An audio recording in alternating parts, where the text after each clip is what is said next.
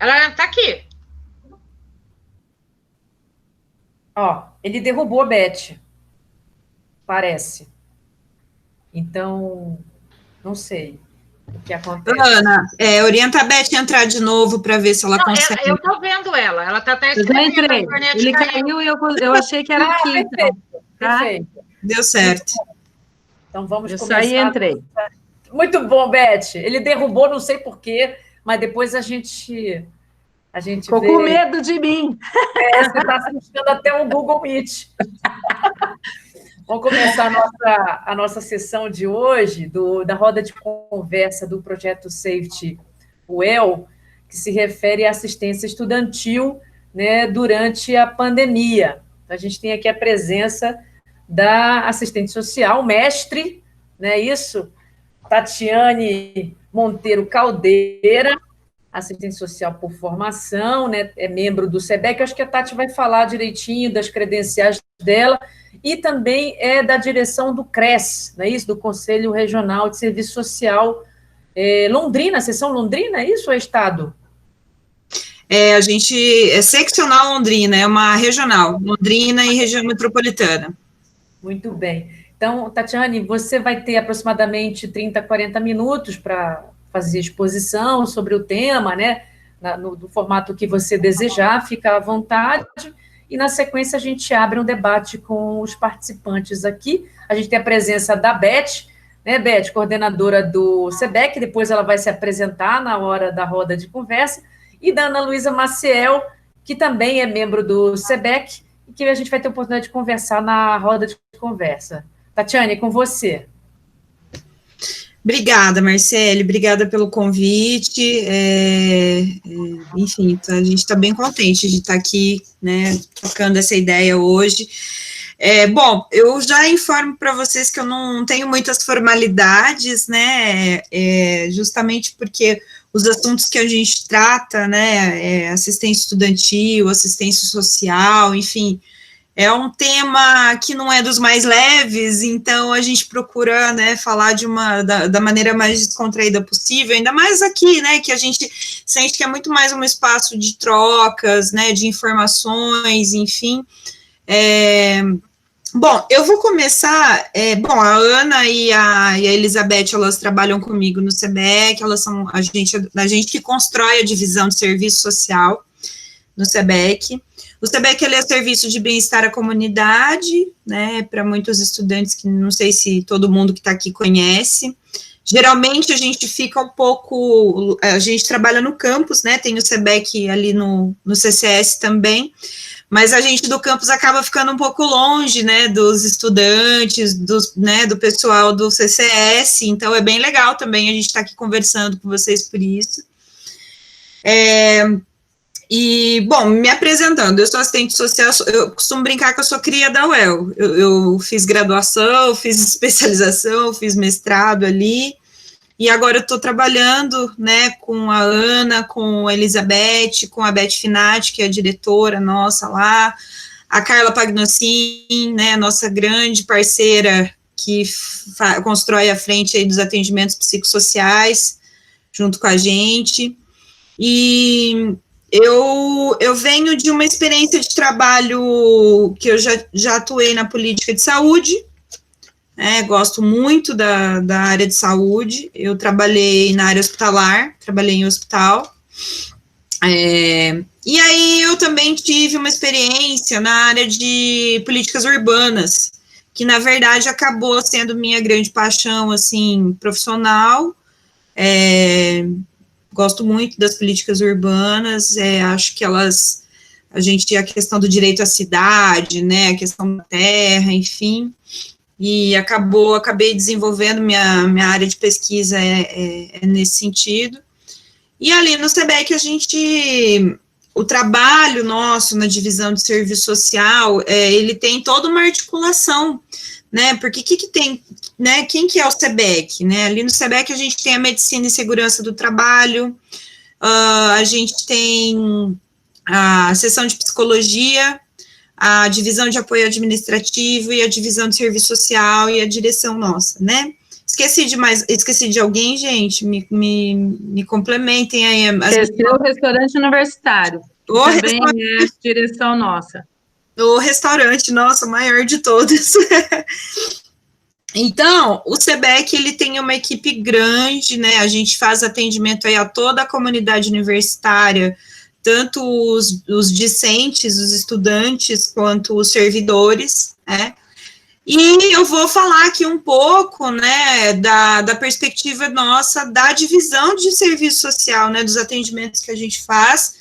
Vou tentar falar um pouquinho, né, apresentar como a gente trabalha na divisão de serviço social. Vou falar um pouquinho, na verdade, antes, né, eu pretendo fazer uma reflexão para a gente trazer alguns elementos da conjuntura atual na política de assistência social, na sua estrutura e no seu acesso, né?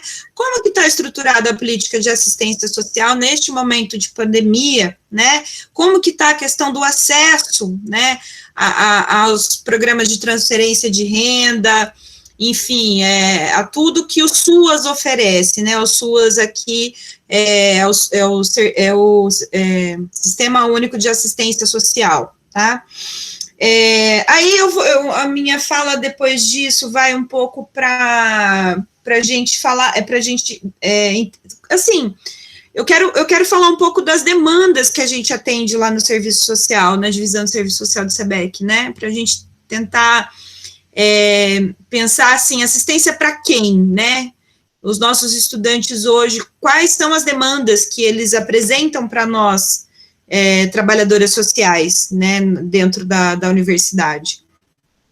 E aí, um terceiro ponto que eu quero falar, terceiro e último, eu estou lendo minha colinha aqui, tá, gente? Vocês não liguem, não. Um terceiro e último ponto que eu quero trazer aqui para a gente conversar é sobre daí a política de acesso e permanência estudantil na pandemia, né?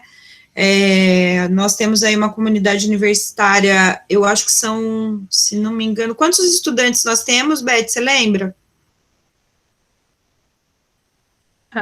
Acho que 9.000 e poucos estudantes, né? Não tenho certeza, mas graduação, acho que já passamos de 13.000, não é isso? Eu acho que já? Já. Não, é? Bom, 9.000 é outra coisa, gente. 9.000 eu estou confundindo, porque hoje à tarde foi tanta coisa que responderam o questionário da Prograde e tal, eu fiquei com esse número na cabeça. Tá, mas realmente uma comunidade de quase 13.000, é isso mesmo. Isso, é um número grande só da graduação, depois da graduação, né, a gente tem mais, né? Isso. Então, é uma comunidade bastante grande, né, numerosa, né, e aí a gente, né, tá aí nesse desafio de fazer o nosso trabalho no serviço social, dentro da política de permanência, aí a gente encerra, né, falando um pouquinho de como a gente, né, trabalha na política de acesso e permanência estudantil na pandemia, e aí a gente abre para debate. Eu acho que eu não vou usar os 40 minutos, tá? E aí, assim, eu não sei, para não ficar muito expositivo, para ficar mais participativo, conforme eu for falando, se as pessoas quiserem se manifestar pelo chat, ou quiser pedir a palavra também, eu acho que fiquem todos e todas à vontade para a gente poder ter o melhor proveito possível desse momento que a gente está compartilhando aqui, tá? Bom, eu vou começar, então, falando um pouco da proteção social básica e da proteção social especial, né, que elas são as frentes que compõem o SUAS, Sistema Único de Assistência Social, né, uma política pública que a gente tem a partir da Constituição de 88, né, a perspectiva do que nós chamamos, né, da seguridade social. Quando a gente fala de seguridade social, nós temos um tripé de políticas públicas que compõem essa seguridade. A seguridade social, ela é o mínimo,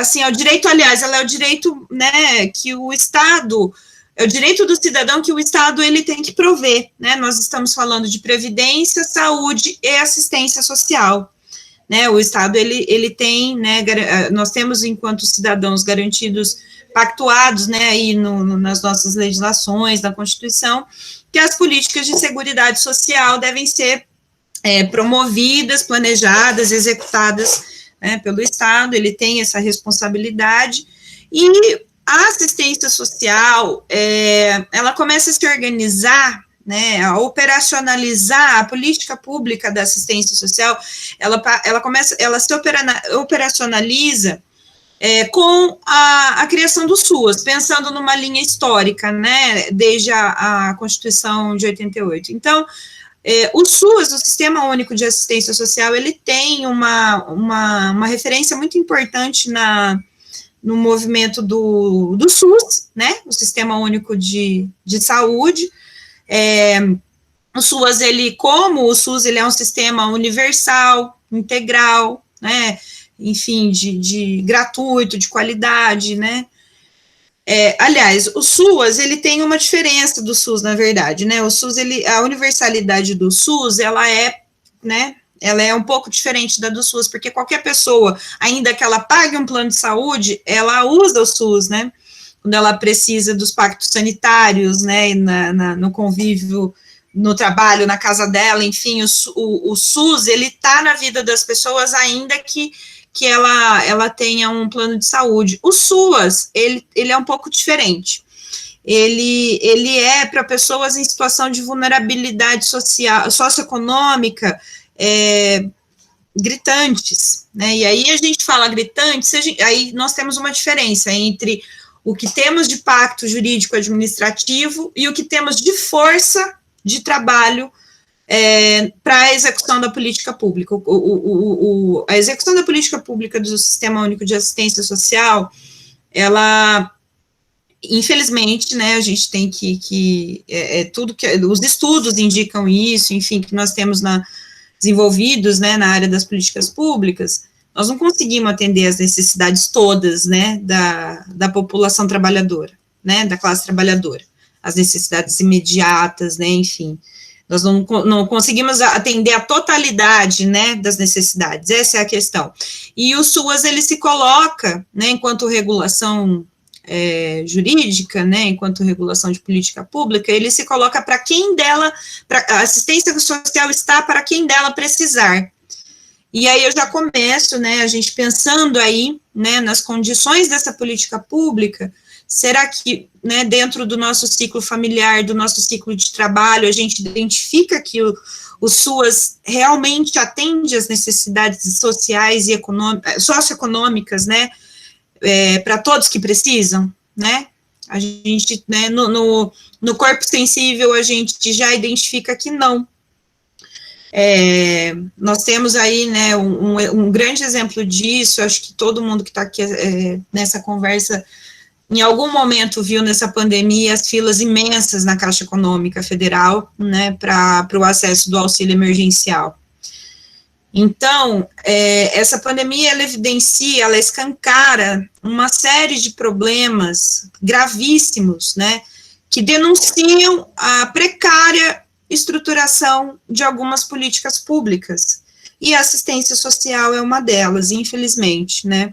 Aos colegas que aqui minhas colegas aqui, a Marcélia, as outras professoras que estão aqui, eu acredito que compartilham desse sentimento comigo, as nossas colegas e os nossos colegas, assistentes sociais, psicólogos, que estão na frente de trabalho da proteção social básica nos CRAS, os CRAS são o Centro de Referência de Assistência Social, e os colegas que estão nos CREAS, que são os Centros de Referência Especializada em Assistência Social, porque assim, né, assim como eu disse que o Sistema Único de Assistência Social, ele tem como uma referência o SUS, né, o Sistema Único de Saúde, na assistência social também existe a questão da complexidade, né, das demandas atendidas, né, então a gente também organiza o SUAS na proteção social básica e na proteção social especial. A proteção social especial, o SUAS atende média e alta vulnerabilidade social, aliás, não é nem socioeconômica, é vulnerabilidade social. Então, os caros e nobres colegas que trabalham nos CRAS e nos CREAS, que a gente sabe que sofrem, assim, cotidianamente, uma avalanche de demanda, que ela é bastante maior, né, ela é um pouco maior do que as condições de atendimento concreto, de atendimento total, nesse sentido da universalização da política que eu falei para vocês. Então, não é diferente, né, da linha de frente dos trabalhadores de saúde nesse sentido, né, o trabalho dos assistentes sociais, do SUAS, nesse momento, não é diferente do trabalho dos profissionais todos aí que estão na linha de frente de saúde. Bom, né, o elemento de desemprego é um elemento muito importante para a gente pensar, né, nessa linha de raciocínio. Desemprego, ele gera, né, a pobreza, ele gera aí questões que envolvem o sofrimento psíquico. A gente tem aqui uma professora, né, da saúde mental, que a Marcele disse, é isso, né? E, enfim, de repente a professora pode até complementar, Regina, né, Regina? Eu não sei se eu a conheço pessoalmente, enfim. Mas, se quiser, Regina, também me complementar com isso, o desemprego, então, com essa crise pandêmica, né, a gente tem notícias aí do aumento do desemprego, o aumento das atividades laborais, que a gente chama de atividades precarizadas, né, do trabalho precarizado. Tem um pessoal que estuda a questão do trabalho na universidade, na Unesp, né, o pessoal da Unesp ali do campus de Marília, eles têm levantado ótimas pesquisas nesse sentido. Enfim, a gente tem uma boa produção, né, sobre o trabalho, e a gente tem um termo que nós chamamos, né, quando a gente vai estudar essa questão do trabalho precarizado, que a gente chama de uberização. O que é a uberização, né? Toda vez que a gente pede um iFood, um Uber Eats, enfim,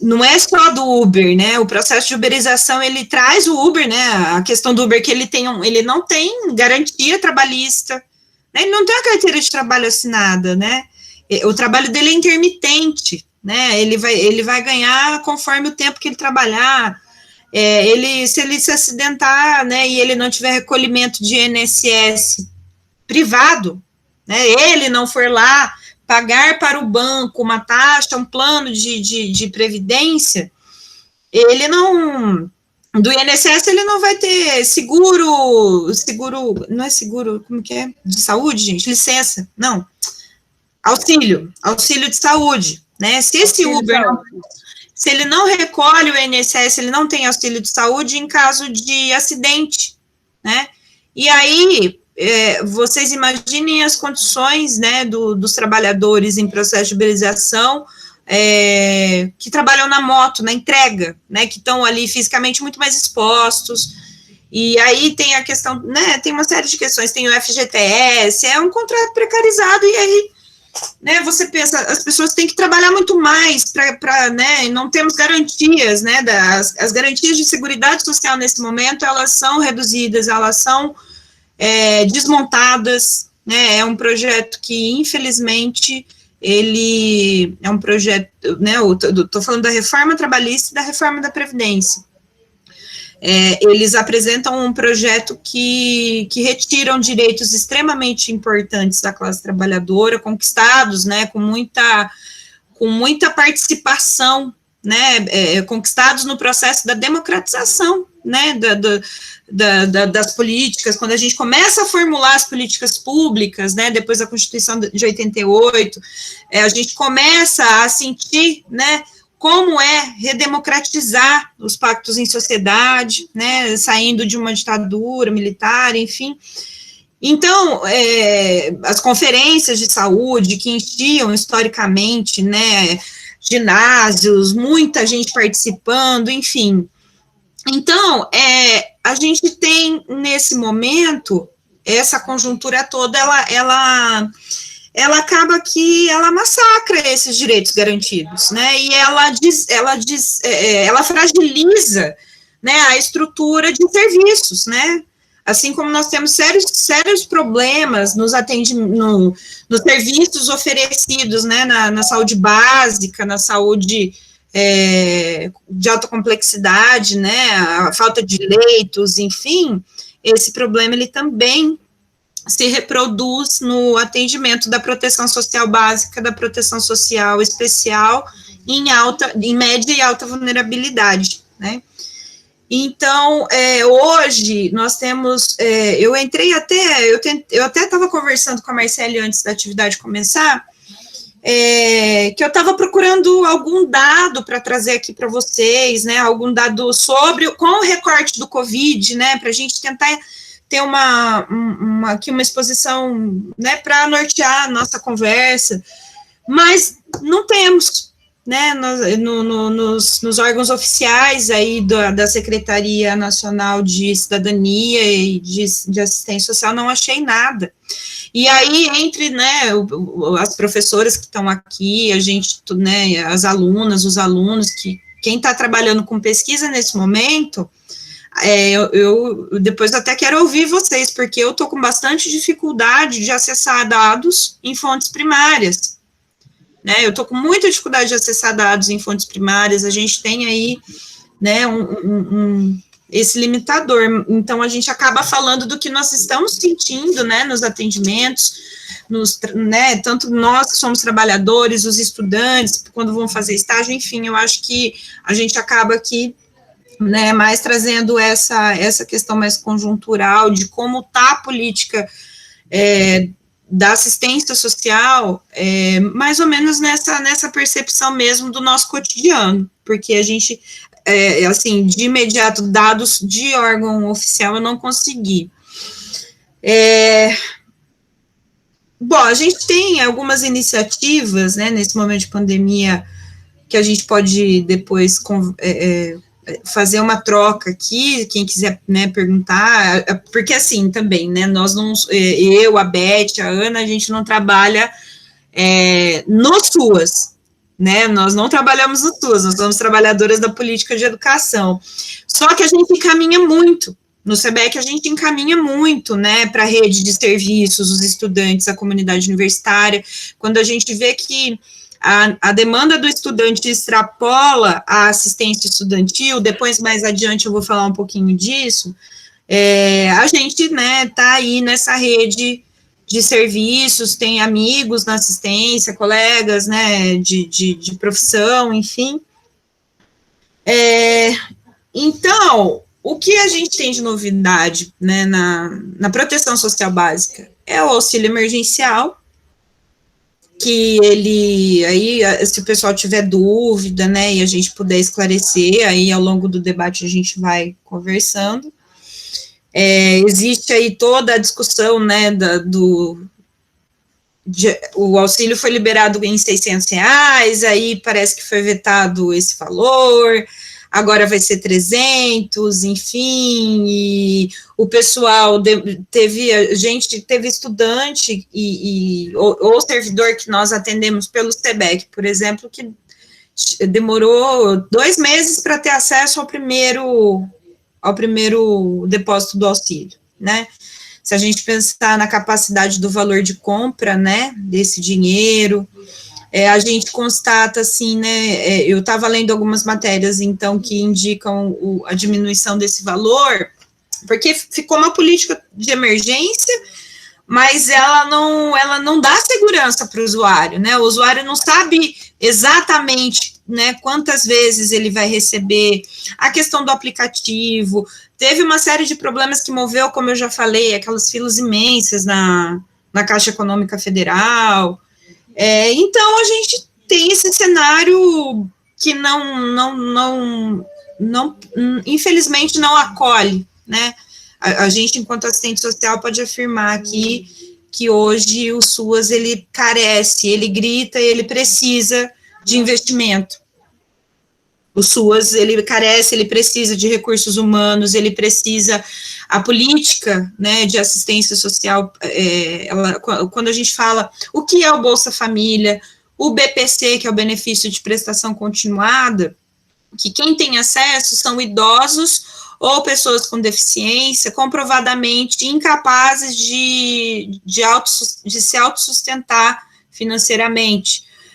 com a reforma da Previdência proposta, a gente tem mudanças nisso, né, que o benefício de prestação continuada, ele anteriormente, né, ele foi pactuado no SUAS no valor de um salário mínimo, né, e aí com a reforma da Previdência Privada, a gente tem algumas condicionalidades da política que diminuem esse valor em alguns casos, né. Então, a gente tem aí algumas pontuações bem sérias da reforma da Previdência que mexem, né, com... Aí a gente pode pensar, poxa, mas a Previdência não é assistência social. Acontece que, dentro da assistência social, qual é o serviço de linha de frente da assistência social? O CRES e o CREAS, como eu expliquei anteriormente. E é pelo CadÚnico, por essa plataforma do CadÚnico, que o beneficiário, o usuário, como nós chamamos do serviço social, ele vai acessar os programas de transferência de renda. O BPC é um deles, mas ele não é da assistência, tá? Ele é um serviço o benefício de prestação continuada, ele é um programa de transferência de renda, que ele está na Previdência, tanto que quem faz a gestão dele é o INSS, né? Então, veja, tudo isso, né, saúde, assistência, previdência, né, na conjuntura da seguridade, e aí as filas todas que a gente vê, e aí cada um de nós aqui presente na reunião, eu tenho certeza que conhece alguém que ficou desempregado nessa pandemia, conhece alguém que está com dificuldade financeira, conhece alguém que está, né, passando aí algum agravo, né, decorrente da pandemia, enfim. Então, é nesse pano de fundo, né, eu achei por bem a gente fazer um pouco a reflexão com esse pano de fundo, para daí a gente avançar das demandas, né, a demanda de quem nós atendemos, né, ali no SEBEC, na divisão do serviço social, os nossos estudantes, né, que foi o que a gente colocou de tema para a atividade. Então, assim, a gente tem situação de estudante que a gente atende e nós avaliamos em uma condição socioeconômica, desde a mais miserável que vocês imaginarem, né, até uma que nós conseguimos, né, das mais miseráveis, que a gente precisa da rede de serviços, né, a gente precisa do SUS, a gente precisa do SUAS, a gente precisa da rede de proteção à mulher vítima de violência, né, que depois a gente pode até falar um pouquinho da rede de proteção à mulher vítima de violência, a gente precisa da rede de saúde mental, né, pelos CAPs, pelos atendimentos também de terceiro setor, que a gente chama, né, quando são as ONGs, enfim, a saúde mental especificamente é uma das questões que, enquanto demanda, né, eu acho que a Ana e a Elizabeth podem me ajudar aqui, se elas quiserem, para a gente falar disso, a gente tem a percepção de que as coisas mais agravadas, e não que a pandemia agravou, ela acentua, mas não é novidade na pandemia, mas acentua, né, já era digamos assim, um perfil de demanda, vou chamar assim, não gosto muito desse termo, mas o que nós identificamos antes da pandemia continua sendo basicamente a mesma coisa com a pandemia, que são saúde mental, violência de gênero, né, porque daí não é só contra a mulher, a gente também inclui aqui população LGBT, né,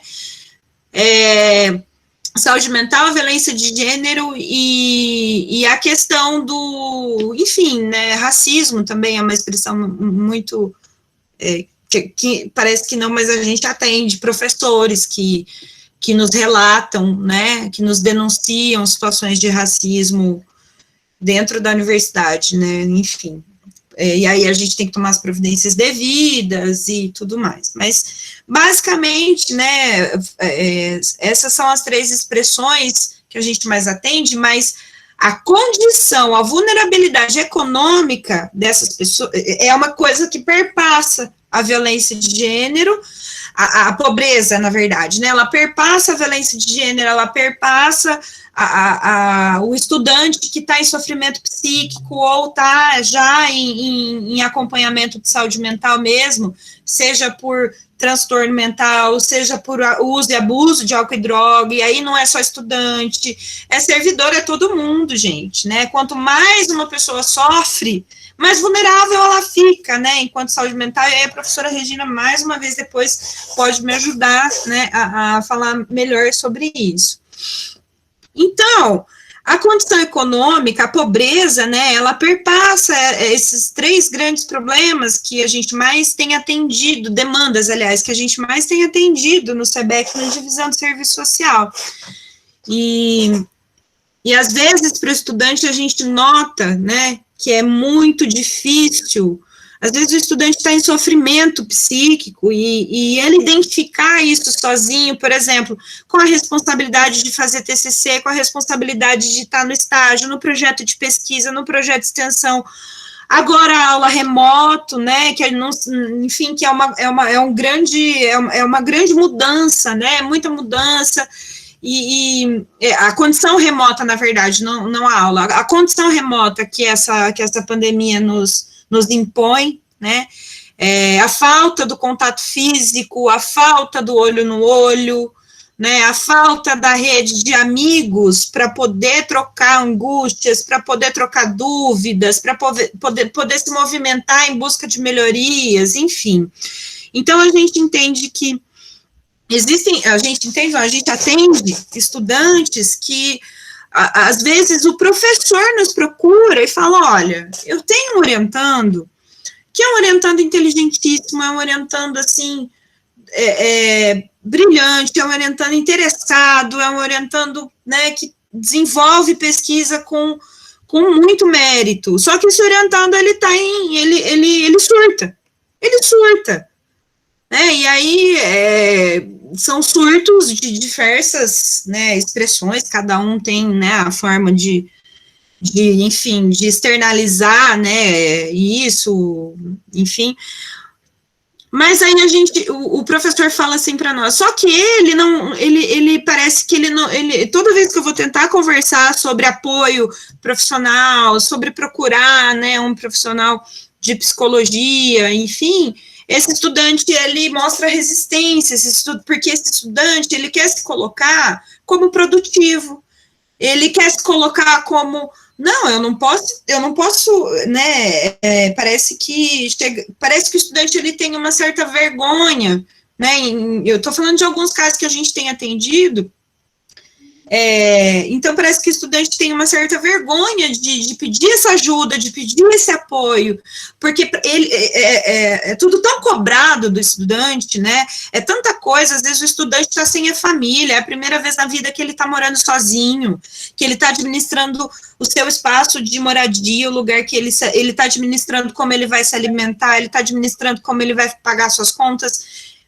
O próprio momento do estudante por si só, o momento de vida, já é um momento muito cheio de mudanças, né, e aí nessa condição de pandemia, isso realmente se agrava, né, no sentido das cobranças, né, enfim, é um momento que o estudante está construindo uma vida acadêmica, que a gente sabe que dentro da instituição na qual a gente atua é uma condição rigorosa, a gente sabe que para conseguir sair graduado da Universidade Estadual de Londrina, isso exige muita dedicação, isso exige muito esforço, né, a gente sabe a luta que né, conseguir um diploma hoje de ensino público superior numa universidade pública, gratuita e de qualidade.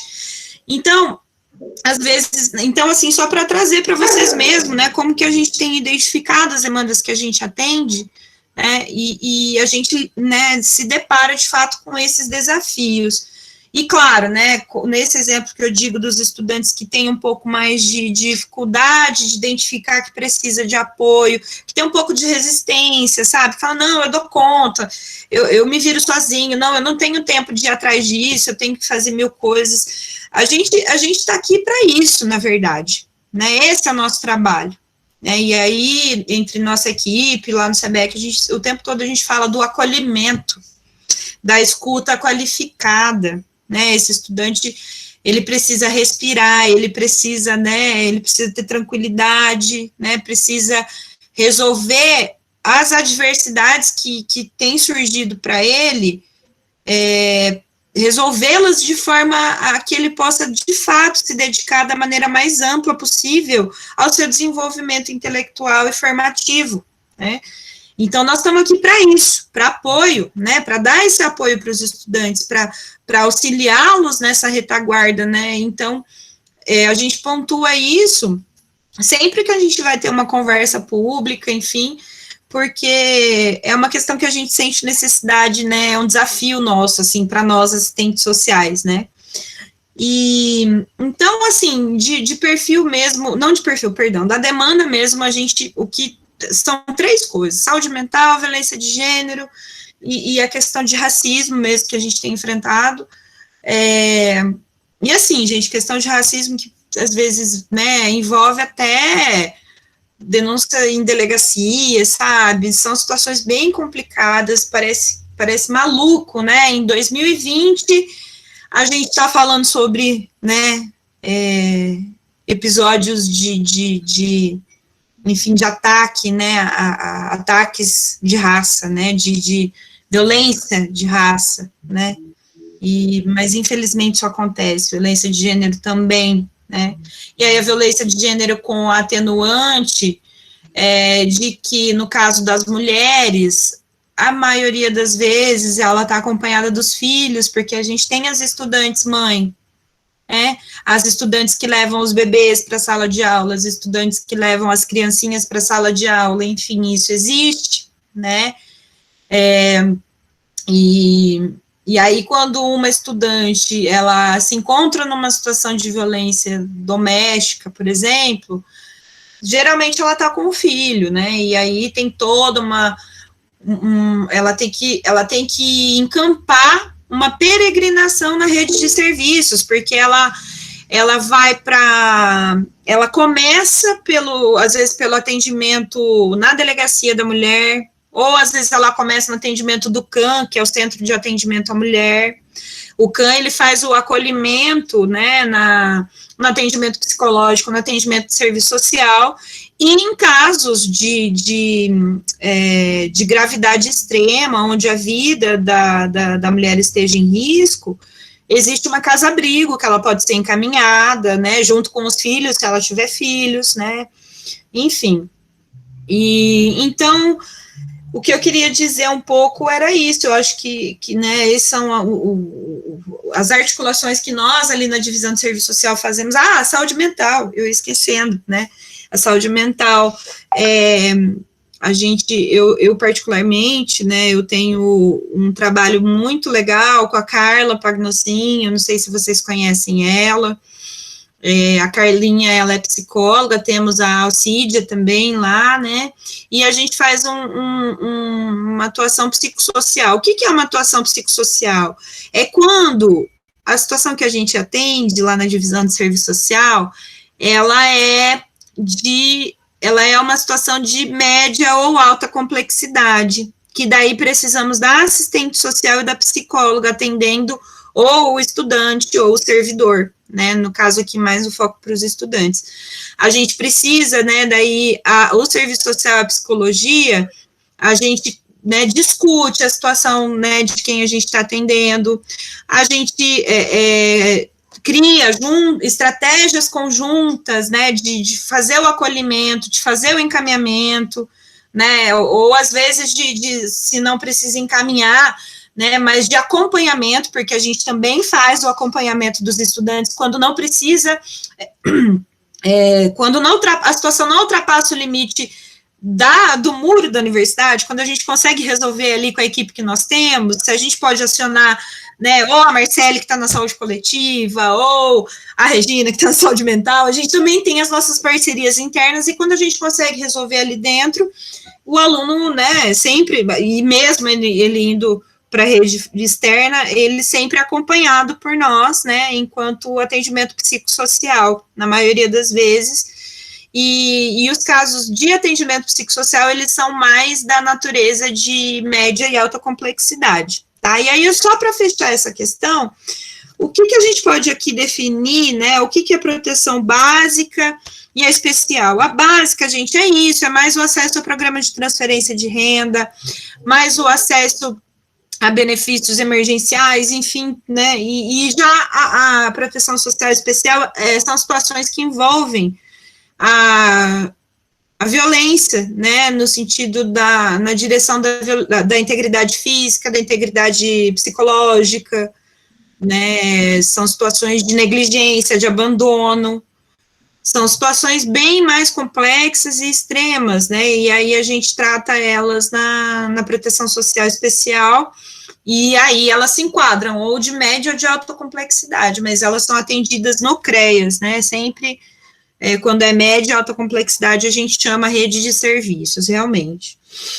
E aí, agora, com, né, mais esse panorama aí das demandas, agora eu avanço para a gente falar um pouquinho da política de acesso permanente estudantil que a gente executa no SEBEC, né, e assim, importante a gente ressaltar que a assistência estudantil, né, nós trabalhamos o tema da nossa conversa, assistência estudantil, a gente chama como um todo, e dentro desse todo que a gente faz, a gente tem o acesso e a permanência estudantil, né? O acesso é quando a gente, por exemplo, lá no SEBEC, faz o edital que propõe, né, a isenção da taxa do vestibular, né? É um edital em conjunto com o cursinho da Universidade Estadual de Londrina. E aí a gente, né, é uma política de acesso à universidade, porque nem todo mundo tem dinheiro, né, para pagar o valor de uma inscrição, né, isso é uma política inclusiva de acesso. Pode falar, Beth. São duas situações, é que aí você acha que você misturou as duas. A gente tem a seleção socioeconômica para a isenção do cursinho, tá? Para que ele possa fazer o cursinho da universidade gratuitamente, e temos a seleção socioeconômica para a isenção da taxa do vestibular. Então, esses dois acessos que a gente faz para a comunidade externa, que não é a nossa comunidade. Isso. Então, essas são as duas, eu ia falar do cursinho também, são as duas políticas de acesso, né? E aí, de permanência, é quando ele já está na graduação. Aí, ele já está na graduação, neste exato momento, a gente está começando aí a análise da seleção da Fundação Araucária, né? Então, a gente faz essa mediação, né, institucional, para que o estudante, para que ele tenha a possibilidade de permanecer na universidade, o estudante que se encontra numa situação de vulnerabilidade socioeconômica, ele tem o incentivo da Fundação Araucária, enquanto uma entidade do Estado do Paraná.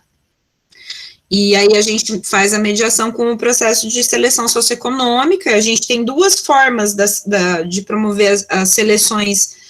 As seleções que a gente faz para permanência estudantil, a gente tem duas modalidades nessas seleções. A questão do CAD único, né, que a gente, se o aluno está inscrito e regular, né, se a inscrição está regularizada, aliás, no CAD único, ele tem acesso, né, aliás, a gente trabalha com processos classificatórios, né, ele tem prioridade na classificação, né, os estudantes de CAD único, que estão regularizados, e os estudantes, e aí a gente tem um segundo modo de seleção, que é a seleção socioeconômica, onde a gente faz onde a gente recolhe, né, a gente faz uma análise, a gente recolhe alguns documentos dos estudantes no processo seletivo, faz a entrevista, e agora, nesse momento da pandemia, não vamos conseguir fazer, nós vamos ter que fazer só análise documental, mas ao longo do processo, geralmente, em tempos comuns, né, na seleção socioeconômica,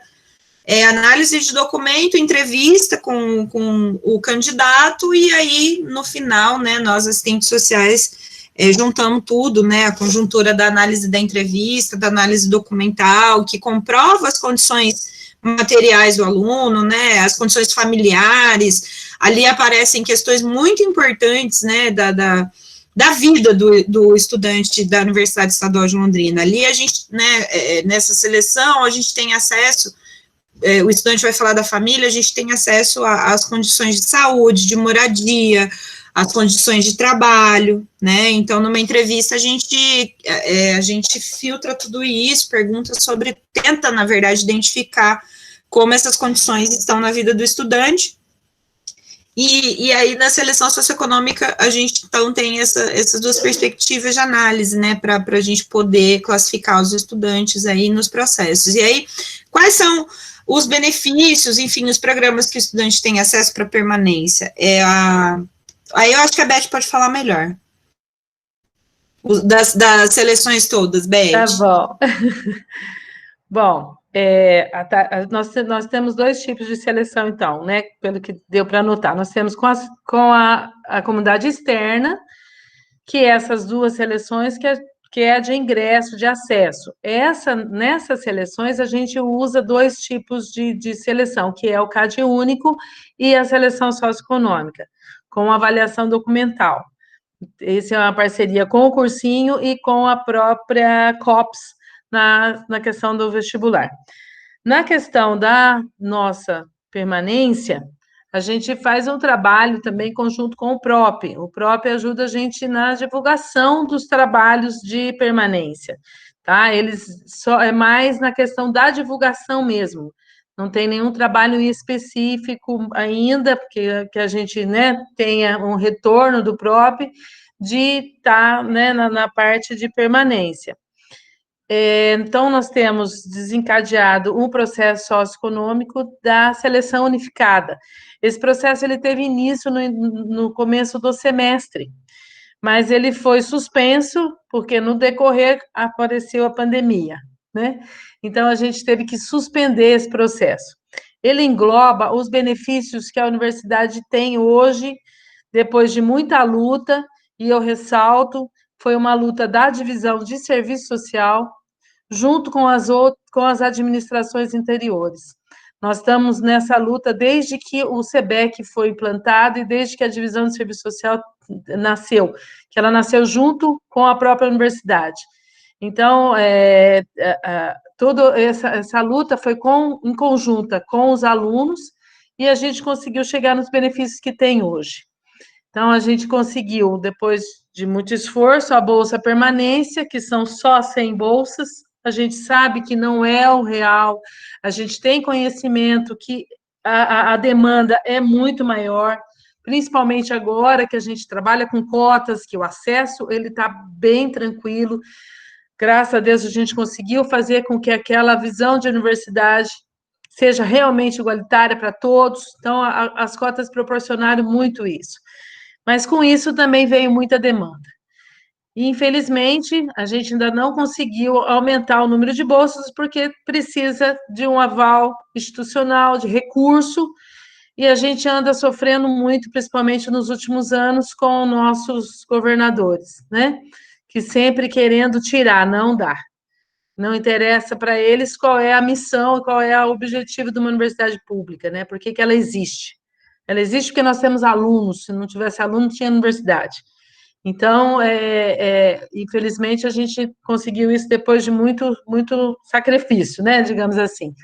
Então, esse processo unificado, ele atende essa bolsa permanência, a moradia estudantil, que são 82 vagas, se a gente não tiver pessoas em condições de mobilidade, né, cadeirante, se tiver alguma situação, algum aluno com essa situação, o número reduz. Hoje, a moradia, ela comporta 80 pessoas, né? 82, se a gente não tiver essas situações de alunos com necessidades especiais. A concorrência na moradia não é muito grande. Por quê? Porque a universidade, ela tinha uma demanda até um pouco maior, mas com a inclusão, com as cotas, as pessoas perto de nós conseguiram vir muito mais, né? Nós não temos mais tantas pessoas de fora, dos estados de fora, então a concorrência diminuiu, mas a moradia, ela nasceu e ela tem essa especificidade. Ela nasceu para atender os alunos que vêm com vulnerabilidade, com sonhos de outros estados, de outro local. Então, é por isso que a moradia ela tem que atender as pessoas que vêm de fora, não as situações de conflitos e de moradia aqui dos nossos alunos. Então, a gente tem a moradia estudantil, a bolsa permanência e o restaurante universitário. O restaurante universitário são refeições que foram cedidas para esse benefício, são 4.500 refeições que a gente consegue distribuir para atender uma grande demanda na avaliação, né, para esse benefício. Então, normalmente, as pessoas vão para... Você opta, quando você faz a inscrição para os processos unificados, você faz a opção por onde você quer. Você pode concorrer a todos. O edital é bem específico. Se você se enquadrar em cada um dos itens, você pode concorrer a todos eles. Claro que quem conseguir a bolsa permanência não consegue a moradia, porque os benefícios são semelhantes. Então, ou você fica com a moradia ou você fica com a bolsa permanência. Agora, você pode ter bolsa permanência e ter RU, você pode ter moradia e ter o RU, né? Então, a gente consegue fazer isso no trabalho, em específico das seleções socioeconômicas. Acho que é isso. Aí mais alguma coisinha a gente fala depois. E acho que é basicamente isso mesmo, né? E agora, no momento da pandemia, né, o SEBEC, ele estendeu uma bolsa emergencial, conseguiu, né? A gente conseguiu, foi uma luta, né? Foi uma luta bem importante, porque assim, nós tivemos que evacuar a moradia estudantil, né? Foi um trabalho muito difícil, porque repentinamente, como que você pega os estudantes, né, que são de outro estado, de outra cidade, como que a gente providencia que eles, né, condições para que eles vão para casa? Nem todos conseguiram voltar para as casas da família. A gente tem estudantes que ficaram em Londrina e foram acolhidos em repúblicas, enfim, é o menor número, a maioria voltou para a casa da família, tá? Mas foi necessário evacuar a moradia no começo da pandemia, no sentido da gente ter a responsabilidade institucional de não colocar em risco a integridade de saúde de nenhum dos estudantes da moradia, né? Isso foi uma decisão que, no começo, assim, alguns estudantes até ficaram meio bravos. Pô, mas como assim? Como que eu vou ter que sair da moradia? Eu tô aqui, né, na minha rotina, estudando, eu não consigo voltar para casa da minha família, tem 1000 problemas lá que me impedem, enfim. A gente teve que fazer o arranjo de caso por caso desses estudantes, e eu volto a dizer, foi uma decisão muito bem tomada, porque ao longo dessa pandemia, por esses últimos dias aí, na rede nossa, né, de trabalho, enfim, de conversa com outras universidades, eu soube, por exemplo, que a Unesp, a Unesp aqui do estado de São Paulo, ela tem alguns campos que já tem estudantes da moradia contaminados, porque a Unesp não evacuou. Né, e isso é muito sério, muito grave, porque é uma responsabilidade da instituição, né, quando você mantém, né, e aí a gente entra também, né, agora nessa questão, vamos voltar com o calendário remoto, né, eu acho que o esforço institucional é para manter, né, toda a responsabilidade dos protocolos, né, que são indicados, né, para a gente trabalhar na prevenção de contaminação mesmo, porque, de fato, né, voltando àquele momento da evacuação, se a gente não tivesse evacuado e alguma contaminação ali existisse, ela além da facilidade de disseminação da contaminação, tem a responsabilidade nossa, né, então a gente achou por bem mesmo, mas a gente fez um arranjo, teve os casos, né, de alunos mais vulneráveis, foram arranjados, assim, um por um, sabe, e aí até hoje a gente acompanha esses estudantes, enfim. Então, eu acho que já falamos demais, a gente agora acho que abre para o debate, gente, eu não gosto de ficar falando isso tanto, não. Na verdade, eu fiquei com uma pena enorme de cortar a fala. E estava tão bom, e na hora que deu a trava do tempo, a Tati entrou na assistência propriamente dita, né, do estudante.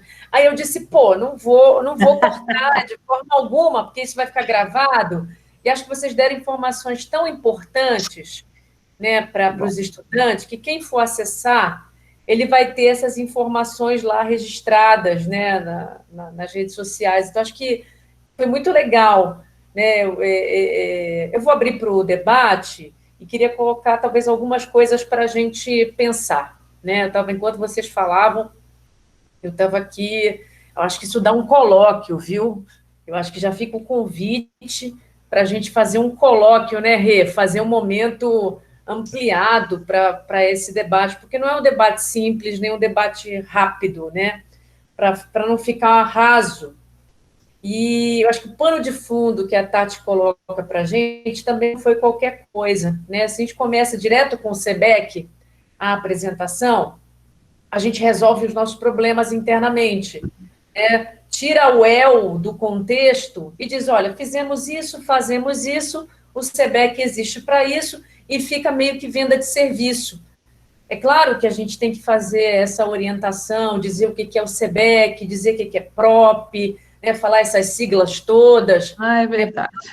Elas fiquem claras, porque quem não conhece as siglas fica perdido nas siglas, né? Tem razão, tem razão. A comunidade, é o SEBEC, o próprio, eu acho que é o programa de apoio, né, à permanência estudantil, aí tem o CAN, que é o Centro de Atendimento à Mulher, então, as siglas, é legal a gente esclarecer. E todos os, né, os serviços que vocês bem colocaram, né, tem o acesso e tem a permanência, que eu acho que são duas coisas que ficaram bem claras na fala de vocês, é dar condições de entrar e, uma vez dentro da universidade, condições para ficar, né, o que, né, olhando o eu em casa... Oi, só mais uma coisinha, que eu acho que a gente devia ter deixado mais claro. Por exemplo, agora, nessa situação de volta, né, está sendo feito um trabalho junto com a Prograde e nós estamos muito envolvidos. A Tati, que estava, a princípio, no grupo, né, que tá vendo, que está trabalhando isso, como vai ser essa volta. Vão ter algumas coisas já, eu acredito que amanhã, quem está no Virtual vai saber. Então, que a gente também está participando, o SEBEC está participando a todo vapor. Né? Esqueci de falar isso para vocês, a Tati, modestamente, também não falou. Né? Mas a gente também está nessa situação da volta aí, nós estamos trabalhando com bastante afinco, tá? Não, muito bom, eu acho que é legal dizer isso também, né, para os estudantes. Então, tem todo um esforço institucional, né, que não é de um ou outro, mas é da universidade inteira, para que a gente... Primeiro, assim, no começo da pandemia, teve um esforço institucional para manter as pessoas seguras naquele começo que a gente não sabia exatamente o que ia acontecer. E concordo com vocês, acho que algumas decisões, se não a maioria, elas foram completamente acertadas, mesmo com todos os prejuízos que a gente teve que pagar depois, institucionalmente, né? As dúvidas, as pressões que a universidade sofreu e tem sofrido. Acho que essa decisão sobre a moradia estudantil, que não foi fácil, né? Vocês colocaram aqui que não foi uma decisão... As decisões no contexto da pandemia, elas nunca são fáceis, né? Obviamente, elas são todas decisões muito sofridas, né, de se tomar. Muito pesadas, agora a gente tem também uma situação mais confortável, porque a nossa diretora, ela é assistente social. Então, isso ajuda muito, né, para poder... A Beth fechou. Desculpa, que a minha mãe resolveu tocar agora eu já desliguei ela. Atende a mãe. Mas era isso, a Tati pode completar aí. Mas eu acho que é legal vocês relatarem isso, né? Para que fique claro para as pessoas, primeiro, que nenhuma decisão foi tomada de forma irresponsável na universidade.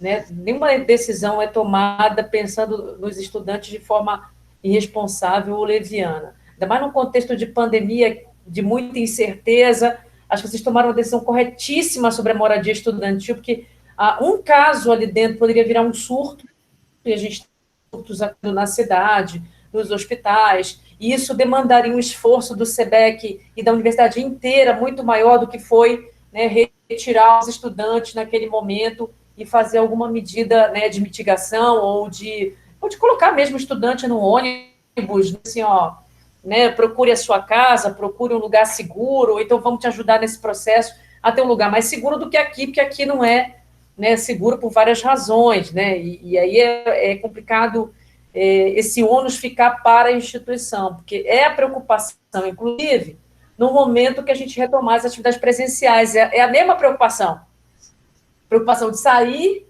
e a preocupação de voltar, né, como sair de forma segura para que as pessoas não se contaminem e que a UEL não seja responsabilizada, né, por esses alunos, porque a gente é responsável, tudo que acontece dentro do ambiente da universidade é da responsabilidade da Universidade Estadual de Londrina, né, quando a Tati coloca as situações de violência, de preconceito, né, e todas as formas de violência que se manifestam no ambiente da universidade, a UEL tem responsabilidade, né, se for um docente, se abre um processo administrativo disciplinar, né, e aí vai para frente, mas você tem todas as outras medidas também que estão sendo discutidas no GT de prevenção à violência sexual de gênero, que eu faço parte, inclusive, Carlinha faz parte, etc. Então, muito bem colocado, né, por vocês essas questões. Aí eu queria lembrar, né, que a nossa comunidade universitária, ela é em torno de 22 mil, quase 23 mil pessoas.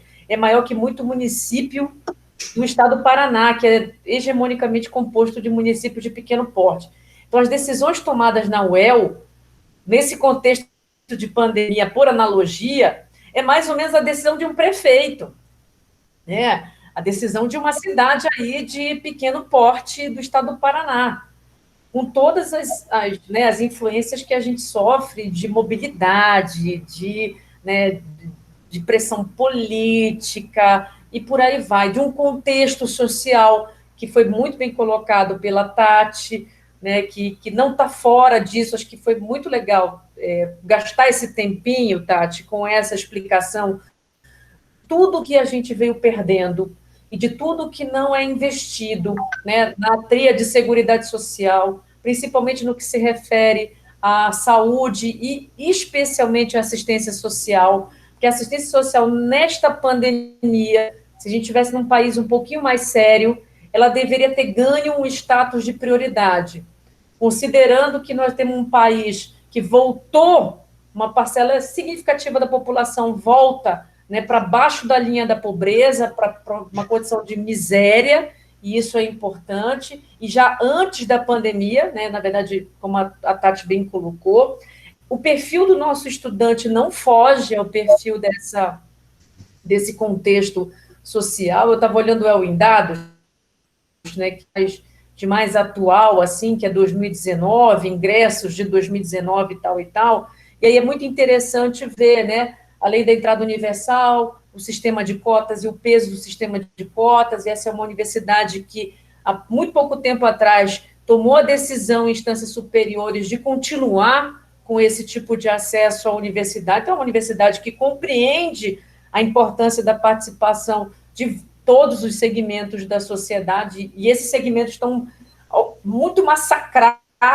nesse momento, que tem uma parcela aqui muito significativa no acesso estudantil, que se refere a pai e mãe, por exemplo, pai e mãe, escolaridade pai e mãe. Se você junta fundamental e médio, dá mais de 50% dos nossos ingressantes, pai e mãe com ensino fundamental e médio. Quer dizer, os pais e as mães não tiveram acesso ao ensino superior que os filhos, né, estão tendo. E, Marcela, é importante essa sua observação, porque, assim, o nível de formação do pai e da mãe, ele precede, né, as condições de trabalho, né? Geralmente, esse nível de formação vai estar no processo de uberização que eu falei agora. O pai e a mãe da nossa estudante é Uber. O pai e a mãe da nossa estudante trabalha e é assalariado, né, da faixa. E, assim, você falou das cotas, a gente hoje tem a necessidade das políticas de acesso e permanência estudantil. Historicamente, hoje, eu acho que nós estamos num momento da história onde ela se faz mais necessária. Porque hoje nós já podemos falar, a universidade hoje, ela já está mais colorida. Hoje a universidade, ela já está construída por a política de cotas já mudou a cara da universidade. Hoje a gente tem estudante que acessa os cursos que historicamente foram mais elitizados, né? Vocês da saúde sabem disso melhor do que a gente. Medicina, odonto, né? Hoje você tem um estudante negro da escola pública que veio dessa família que você está falando, que geralmente é uma formação, tem acesso a um tempo limitado, né, na sua formação de educação, esses pais e essas mães, e aí as cotas, elas popularizam a universidade. Isso também é importante a gente observar, no nosso trabalho a gente fala muito disso, lá na divisão de serviço social. As cotas, ela traz essa identidade de mais popular, sabe, ela populariza a universidade, e aí a gente realmente tem o aluno que está na condição de vulnerabilidade social lá fora, ele entra, e a condição de vulnerabilidade social continua, e ele enfrenta o que for preciso para ele conseguir terminar o ensino superior dele, né, isso, a discussão das cotas, que infelizmente, né, a gente teve aí falando do tempo de pandemia, né, tratorar, né, as cotas, como a gente teve aí esses últimos dias, né, infelizmente nós tivemos aí a notícia de que não, né, aí você pode completar, Marcele. Não, ainda bem que foi revogado, né, foi o último ato do maluco lá. Sim, a intenção, né, olha a intenção, né, olha qual é a correlação de forças que a instituição está sofrendo na questão dessas políticas tão importantes de permanência estudantil e acesso, né? Nós temos aí, né, agora uma correlação de forças em relação ao acesso. Nós não podemos, sabe, fechar uma porta que foi aberta com muito suor, com muita luta, né, que é a política de cotas, né, que é a gente tornar a universidade acessível para os trabalhadores, a gente tornar a universidade acessível, sabe, para quem dela mesmo precisa, né, enfim, para todo mundo. O mais bonito seria, né, se todo mundo tivesse acesso. Não, e é só para completar esses dados, né, que a gente está colocando aqui, porque é legal, já que isso vai ficar registrado, né, da gente ter clareza disso, né, quem são esses quase 14 mil estudantes da Universidade Estadual de Londrina, quem são esses que ingressaram no ano passado, e aí tem um outro dado muito interessante, que é quase 35% dos ingressantes, a renda familiar é até 3 salários mínimos. 3 salários mínimos. Isso, então, veja, a gente tem 20 e tantos por cento, 25% escola pública, quase 9% é a cota para negros, a gente tem o ingresso dos indígenas, né, dos povos indígenas, então, também falados por esse outro cara aí, né, que odeia povos indígenas, que é essa terminologia, né, e nós temos uma comunidade bem significativa, e não é numérica a questão não é numérica, a questão é o significado disso para uma comunidade, a comunidade que permite o ingresso dos povos tradicionais, dos povos que são originários, é uma comunidade, é uma universidade inclusiva, isso marca uma característica da universidade. Então, é uma universidade que o acesso é pela escola pública, é uma universidade que o acesso para negros está garantido, é uma universidade que a população, até 3 salários mínimos, a renda familiar, acessa, né, no ingresso de quase 35% desses estudantes que entraram em 2019 fazem parte dessa faixa, e de pais e mães que não tiveram, ou que não puderam, que não tiveram condições, não foi dada essa condição para os pais e mães frequentarem uma universidade, porque a gente tem que falar isso mesmo, não tem meritocracia no Brasil. Eu acho que isso tem que ser dito. Né? Tem um grupo que é privilegiado e um grupo que não tem. Tem um grupo que consegue entrar e um grupo que não consegue. E isso é dito na largada já para as pessoas.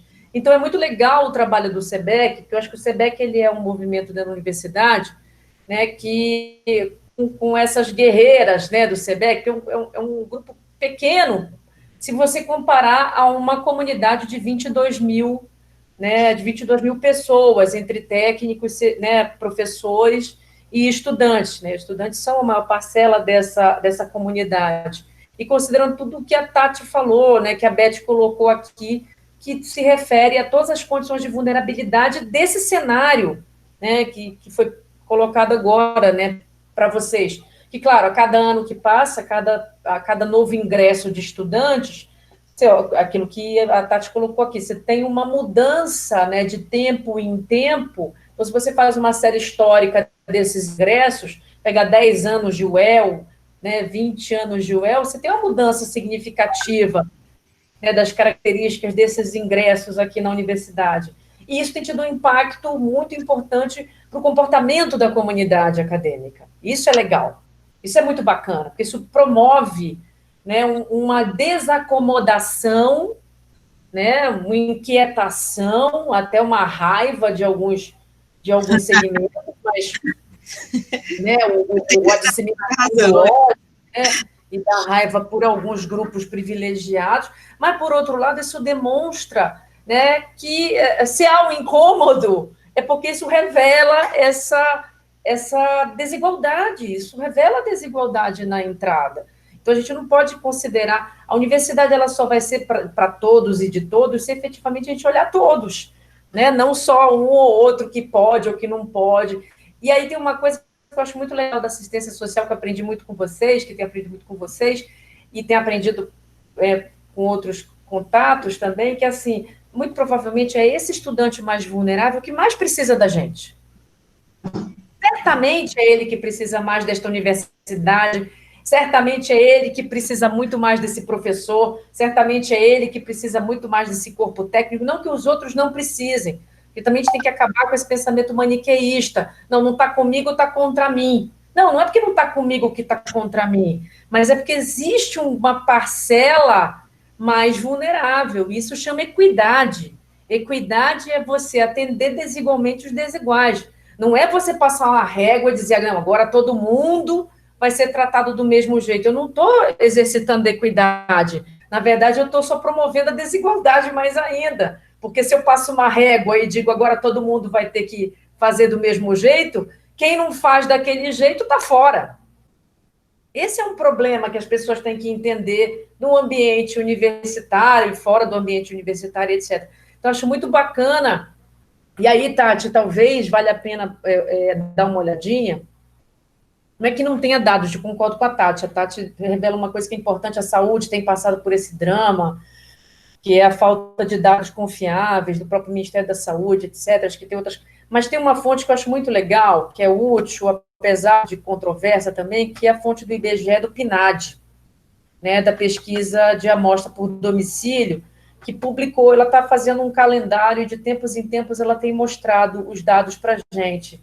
E ela tem tratado do desemprego, ela tem tratado da parcela da sociedade que perdeu, portanto, né, a sua fonte de renda nessa pandemia, e que já vinha, né, a gente já vinha numa taxa de desemprego crescente no país, e com a pandemia a coisa piorou, e isso não está fora, isso não é uma situação que não atinge a gente, não, é uma situação que atinge a universidade, né? Se o pai, como a própria Tati colocou, a Beth colocou, se o pai e a mãe que já têm esse emprego precarizado, porque eles têm ensino médio e ensino fundamental, né, não têm acesso a empregos melhores, porque não teve condições de fazer um ensino superior, esse pai e essa mãe podem ter perdido o emprego na pandemia. Esse pai e essa mãe podem ter adoecido na pandemia. Esse pai e essa mãe podem estar sem condições de mandar dinheiro para esses filhos que, porventura, não estão perto deles. E se estão vivendo cenários caóticos, né? Porque a gente está vivendo uma situação que não só do ponto de vista financeiro, mental, né, e de toda a ordem, é complicada da gente gerenciar. E aí, né, para terminar a provocação, porque a gente vai longe nesse debate, pode até amanhã de manhã se deixar, eu acho que tem uma coisa que a gente não, ou leva pouco em consideração, na hora que a gente pensa nas vulnerabilidades, que é exatamente essa medida sensível, né, do quanto as pessoas, depois de muito tempo de isolamento, de distanciamento social, e o Sul, nós aqui, né, no Sul enfrentamos isso mais cedo, né, a gente se afastou mais cedo das atividades, entrou em distanciamento mais cedo, achatamos a tal da curva, mas agora voltamos a subir porque ninguém aguentou mais. E isso obviamente, tem reflexo muito importante na casa, na dinâmica das pessoas, tem reflexo nessa população que pai e mãe já começou a sair, ou que o próprio estudante, para ter que sobreviver, já está saindo de casa, pegando busão, voltando, ou o colega que mora com ele, né? Mas ele pode não estar se expondo, mas o colega está se expondo porque pegou um trampo temporário, ou porque ou porque foi chamado de volta para o trabalho, porque trabalha no comércio, etc. E isso está gerando, né, e gera nas pessoas, aliado aí à necessidade de voltar para a atividade, de voltar às aulas, e todo esse contexto, gera uma ansiedade enorme nas pessoas. Então, além da gente ter que lidar com a incerteza, né, com essa coisa, vai ter vacina, não vai ter, tem remédio, não tem, como é que vai ser, para onde vamos, né, vai acabar a humanidade, os gafanhotos vêm ou não vêm, nesse cenário todo, né, e acompanhar noticiário de televisão, até recomendo para as pessoas que não aguentam, não vejam a TV, né, vejam outra coisa, mas não vejam a TV, né, porque pode gerar um efeito muito nocivo, tem gente que aguenta, tem gente que não. Mas nesse contexto de muito tempo, né, sem ver as pessoas, sem estabelecer as relações de afeto, sem ter contato, sem... Olha, toda vez que eu vou no CCS, eu sofro. Né, Rê? Toda vez que a gente vai no local de trabalho da gente, eu já estou nesse sofrimento, né? Eu já entrei nessa fase. Antes, não, eu estava bem, agora eu estou... Toda vez que eu vou lá, que eu vejo aquele cenário que passa, volta a passar o feno, assim, né, aqueles de filme, eu digo, gente, que coisa louca, né? E tô pensando, eu vou tirar uma vez por semana para ir lá, para eu não perder o meu contato com o meu local de trabalho. Olha o lugar onde eu entrei. Eu que tenho 43 anos, né, pago minhas contas, tenho uma estrutura financeira e de casa que me dá uma relativa segurança. Eu não estou na faixa, né, da vulnerabilidade extrema, social e tal. Aí eu fico pensando como é que isso é na cabeça, como vocês colocaram, né, de um estudante, cuja a mudança de cenário ele vai passar de novo por uma outra mudança, teve essa primeira mudança de sair de casa e vir para cá, né, de se estruturar, depois tem uma outra mudança que é sair, depois tem essa mudança que é voltar para a atividade, quer dizer, essas mudanças todas que para nós, entre aspas, viu, Rê? Entre aspas, temos uma estrutura emocional, né, muito mais constituída, e é verdade, né, em tese a gente tem uma estrutura emocional para dar conta dessas coisas, como é que isso procede na cabeça dos estudantes, né, que são muito jovens, a gente entra muito jovem, né, na graduação, a gente começa a enfrentar coisas muito... Não é que a gente não vai enfrentar, não estou dizendo que ninguém vai... Não, vamos começar velho agora a estudar para a gente poder enfrentar melhor, não estou dizendo isso, mas estou dizendo que esse é um componente também a levar em consideração, né,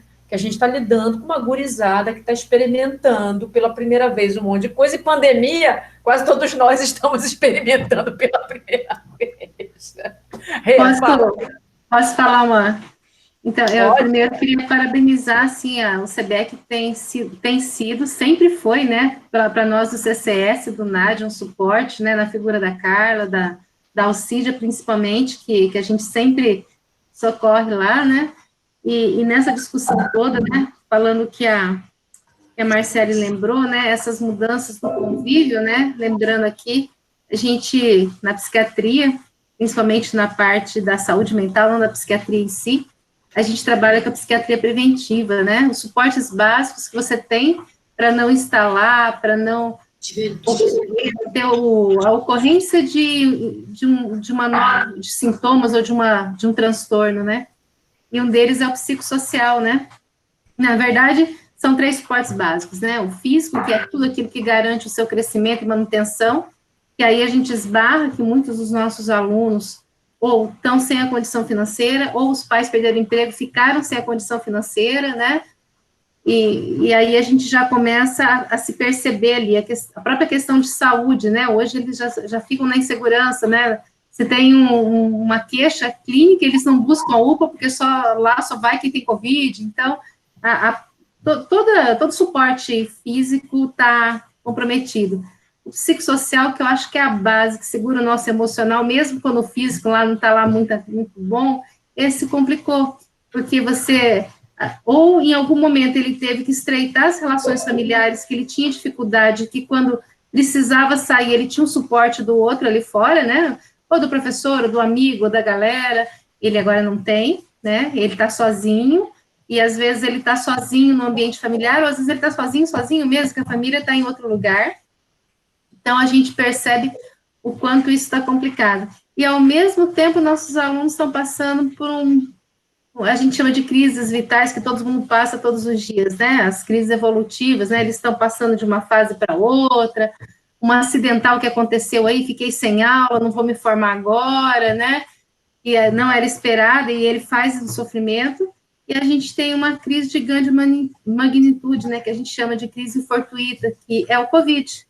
Né? Às vezes o Covid não chegou no seio, ele não tem ninguém próximo que teve, ou que teve os sintomas, ou que perdeu a vida, mas ele tem um panorama de televisão, como a Marcele disse, não assistam televisão, onde, hoje, pela primeira vez, eu ouvi uma matéria entrando aqui no meu computador, quando que o Brasil está em primeiro lugar de pessoas recuperadas, porque toda vez que vem alguma notícia de que nós estamos em primeiro lugar de pessoas que morreram, de pessoas infectadas, né?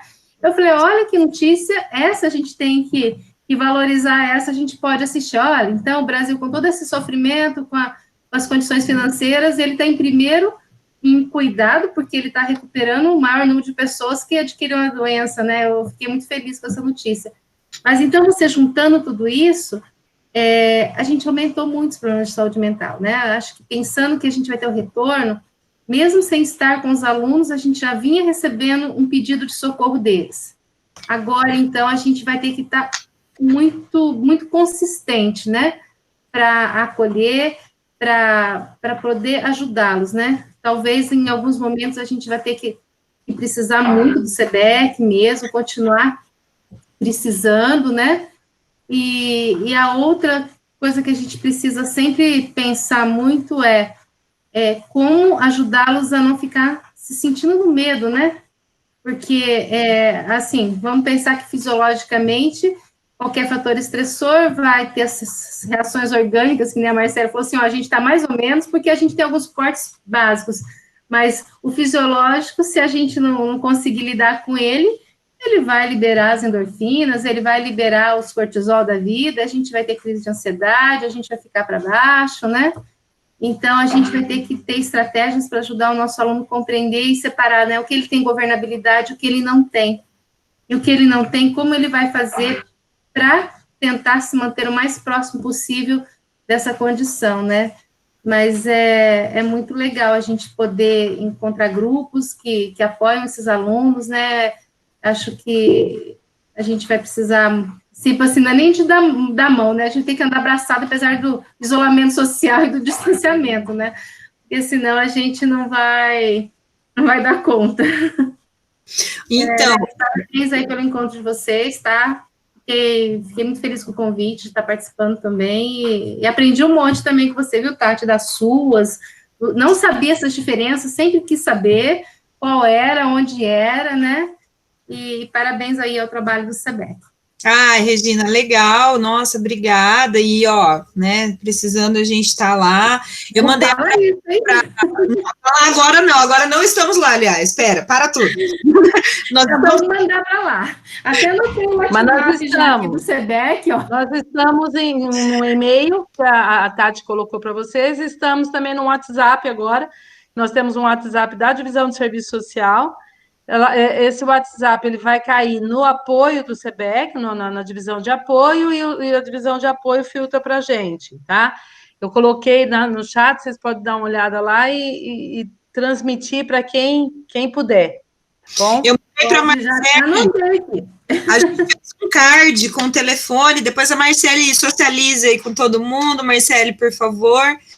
E eu também queria agradecer, assim, a participação, né, de vocês, e a Beth Finatti, nossa diretora, está aqui, ela está se manifestando aqui no chat, mas eu queria que ela, né, daqui a pouco a gente passa a bola mais para o pessoal, eu queria que ela falasse um pouquinho do negócio que é muito importante, relacionado aos docentes e os agentes, né, universitários, né, porque, assim, tem também essa questão, né, de não ser só os estudantes. Oi, Beth, boa noite. Oi, queridas, tudo bem? Obrigada. Não, eu estava quietinha aqui, que eu estou tão descabelada do dia, tá, gente? Eu não está apropriada a minha aparência para com vocês, por isso que eu estou aqui desse jeito, tá? Mas não, a minha preocupação, na verdade, é o que eu tenho sentido, tá? Nesse monte de reuniões que a gente está participando, né? Regina, Marcele, vocês sabem bem disso, esse monte de reunião, uma atrás da outra, telefone, WhatsApp o tempo todo. A gente percebe que não só os estudantes, mas também os nossos docentes, os nossos colegas de trabalho, estão num sofrimento muito grande com esta retomada, com o afastamento, sofrimento de todas as ordens, de cunho material, porque às vezes não tem as questões materiais mínimas para desenvolver suas atividades, e também para as questões que a Regina sempre nos acode de falar as palavras certas, enfim, mas dos fatores emocionais, eles também precisam desta orientação e desse apoio, tá? Então, é importante que os estudantes também, na sua visão, consigam enxergar em todos nós também essa demanda de ansiedade, de preocupação, de querer muito fazer e às vezes não ter as condições apropriadas ou não saber fazer, que a gente está vivendo um mundo novo, né? E que a gente não sabe fazer algumas coisas, que a gente não foi treinado. Como é que a gente dá uma aula hoje desse jeito quando eu sou um professor presencial? Eu tive toda a minha formação para ser o professor presencial, para usar a lousa, para usar o giz, para usar o retroprojetor depois, hoje as outras mídias que são mais apropriadas, mas eles também estão nesse sofrimento. Eu tenho sentido muito nas câmaras de graduação e no próprio CEP, as pessoas demonstrarem esse sofrimento, essa angústia de, às vezes, até serem meio agressivos, mas, assim, a gente sente que a agressividade é só o resultado da aflição, da ansiedade, né? Disso que a Regina falou agora há pouco. Então, eu acho que a gente precisa também se sensibilizar com estas outras categorias, né? E é claro que os estudantes são o nosso foco central nesse momento, com certeza, mas, assim, também precisamos dar essa possibilidade para essas pessoas também demonstrarem suas angústias e suas aflições e seus medos, né? Eu tenho cotidianamente tido muitos medos, tá? A gente supera os medos, mas a gente tem os medos, eles existem de fato, né? Eles povoam a nossa cabeça, as nossas ações, e isso faz com que a gente tenha esse desconforto. Essa questão mesmo da inclusão digital dos estudantes, que tem sido uma grande polêmica, né? Eu acho que nós temos estudantes ainda na sala, né? Acho que sim. E assim, eu acho que isso é uma grande polêmica e um grande desafio para todos nós. E é da conta de cada um de nós isso. Não é só da conta do reitor ou do vice-reitor, é da conta de cada um de nós, de como é que nós vamos pensar a universidade para que ninguém fique para trás, como diz o reitor, né? Isso é um desafio, gente, é um desafio. E não só ficar para trás pela inclusão digital, mas ficar para trás porque não consegue aprender desta nova forma, com essa ferramenta. Vou dizer para vocês, se eu quisesse um dia fazer um curso remoto, teria muita dificuldade de disciplina. E eu ainda sou uma pessoa bem disciplinadinha, mas, assim, eu teria dificuldade também. Então, quiçá os nossos adolescentes, pós-adolescentes, pessoas jovens, que estão sempre na expectativa de um aprender mais vivo, né? E dá a impressão que essa distância pelo aspecto virtual nos torna ainda mais distantes do que a gente já é no cotidiano da nossa convivência universitária. né? Porque nós temos que dizer que, mesmo no presencial, nós temos ainda assim enfrentado um distanciamento. Nós nos aproximamos das pessoas com muita timidez, né? Teríamos que ser mais agressivos em impactar as pessoas, de trazê-las para nós. Isso dá trabalho, muito trabalho, dá muita dor de cabeça, inclusive, mas este é o desafio que nós, agentes universitários, que nós docentes, que nós estudantes, temos que ter como pilar, né? Eu acho que é isso, eu só estou triste também, que é outro militar que assumiu o MEC, né? E assim, a gente fica com uma preocupação adicional em relação a isso, né? É um economista e militar, né? Então, eu fico com uma preocupação de quais diretrizes o MEC vai passar daqui para diante, né? Com relação a tudo isso. Essa moda pega de continuar tudo da forma como está, sem recursos, já que estamos distanciados, então precisa de menos recursos, faz com que a gente fique numa posição muito mais frágil do que possivelmente já estivéssemos num normal antigo, né? Eu estou muito preocupada com isso, mas sou muito otimista, né? E quero muito trabalhar por isso, quero que dê certo, quero que passe isso. Quem é da saúde tem esse grande desafio de procurar essas saídas para a gente, né? Mas a gente tem que fazer a nossa parte, cada um de nós, né? Dentro da instituição, independente da posição que a gente ocupa. E não só dentro da universidade, mas dentro da sociedade, né? Ter ações propositivas, não só de julgamento, mas também propositivas. Nós temos que mostrar nossas ações. Dá trabalho, como eu disse, dá muito trabalho. E nós somos sempre, quem faz é questionado, quem faz pode errar, né? Mas é isso o desafio da gente, em especial da profissão que essas 3 guerreiras aí escolheram, e eu também, essa o nosso desafio. E acho que de cada um dos docentes, de cada um dos técnicos, é este o desafio, né? Mas é essa mensagem, eu agradeço muito que vocês tenham entrado na sala. Marcele, muito obrigada, foi sensacional essa expectativa, tá? Eu agradeço, imagina, eu entrei mais tarde um pouquinho, porque eu estava numa reunião de planejamento de uma ação que vai acontecer amanhã, então, desculpa eu ter entrado, não foi absolutamente falta de interesse, sim, falta de condições. E eu estou feia demais, por isso que eu não apareço, tá? Porque eu estou descabelada, com as olheiras abaixadas.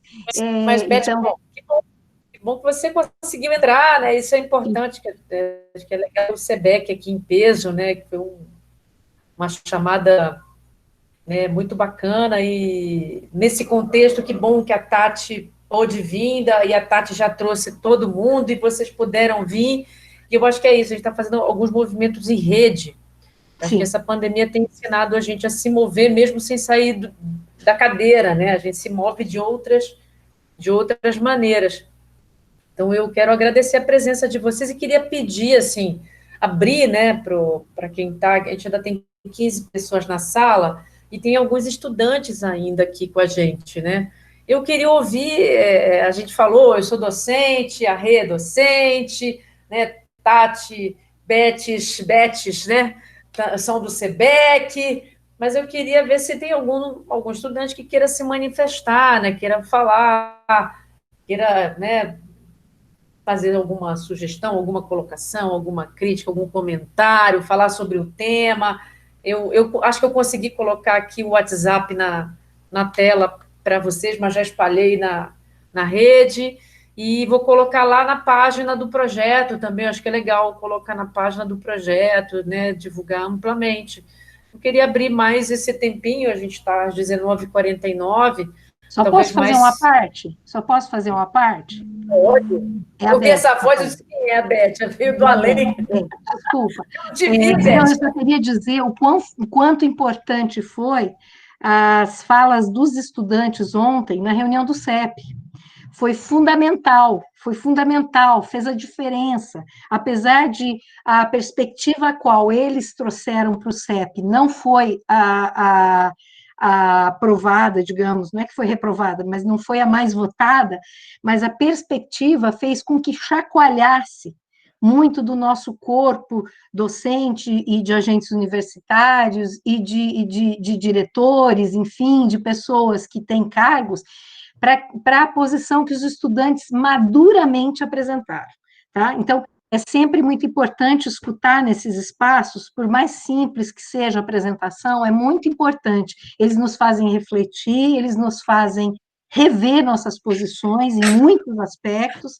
Ontem escutei muita coisa e ficava anotando as coisas. Falei, nossa, é assim que fala isso, então vou aprender agora a falar direito. Então, assim, isso que é legal, sabe? Que a gente aprende muito. Não é daqui para lá, é de lá para cá também, né? É isso. Obrigada. Bem lembrado, Beth. A Tati quer falar? Não, só quero complementar rapidinho a fala da Beth sobre a atuação dos estudantes ontem. Assim, apesar de eu não ter participado da reunião, isso reverberou bastante, né, na comunidade universitária. Eu quero trazer aquela frase do Gonzaguinha, né, eu acredito na rapaziada, né, e eu acho que os estudantes ontem, pelo que eu ouvi, né, eles deram uma grande lição, eles trouxeram uma grande lição para a gente e empunharam uma bandeira muito importante, que é a democratização, né, dos processos que nós vamos ter que construir aí ao longo, né, desse retorno. Né, é importante a gente democratizar os espaços participativos, é importante a gente democratizar, né, o pensamento do que queremos, né, a gente precisa se dedicar a essa tarefa. Eu acho que os estudantes, eles apontaram isso muito bem pelo pouco que eu soube, né, da reunião. Eu vou dar mais um tempinho aqui para ver se aparece alguém a fim de falar. A gente tem poucos estudantes na sala, mas já vai ver. E a gente fez quase 2 horas de debate, né? Eu estou achando ótimo. E já fica o convite para o SEBEC em peso para a gente organizar um colóquio, a gente organizar um outro. Regina Machado ajuda assim a gente a fazer NAD, SEBEC, fazer um grande encontro, né? Para a gente debater essas questões, que eu acho que é muita coisa pela frente que a gente vai debater, né?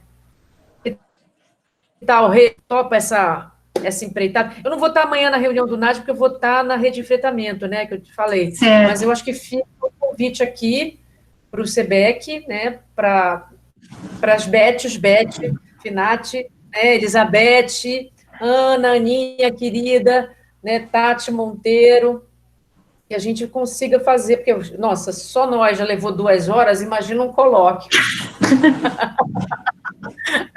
E eu acho que a Beth fez uma lembrança muito legal. Eu acompanhei o CEP ontem todo, tá?